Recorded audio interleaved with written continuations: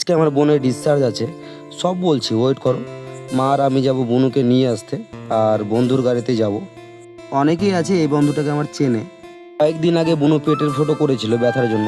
তারপর রিপোর্ট দেখে গলব্লাডারে স্টোন হয়ে গেছে, আর সেটা অপারেশন করে ঠিক করতে হবে, তাই দেরি না করে নার্সিংহোমে অ্যাডমিট করে নিয়েছিল। আজকে ওয়েদারটাও সুন্দর ছিল, মাঝে মাঝে রোদও দিচ্ছিল।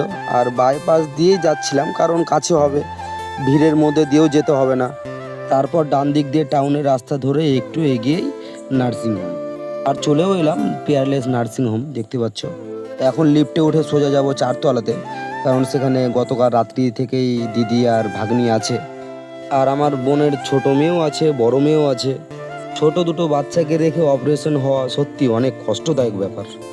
যাই হোক, কিছু করার নেই, সুস্থ তো হতে হবে। তারপর কিছুক্ষণ পর বনুর ছুটি হয়ে গেল, আর আমরা এখন যাব সোজা বাড়ির দিকে। দেখতেই পাচ্ছ মা, দিদি, বুনু, আর পেছন দিকে রয়েছে আমার 3 ভাগ্নি। তারপর আমরা উঠে গেলাম হাইওয়ে রাস্তায়।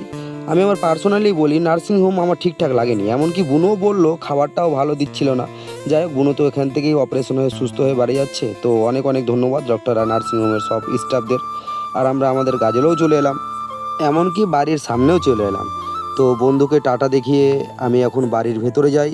আর তোমরা please like, comment, follow, subscribe করে নিও, শেয়ার করে আমার পাশে থেকো।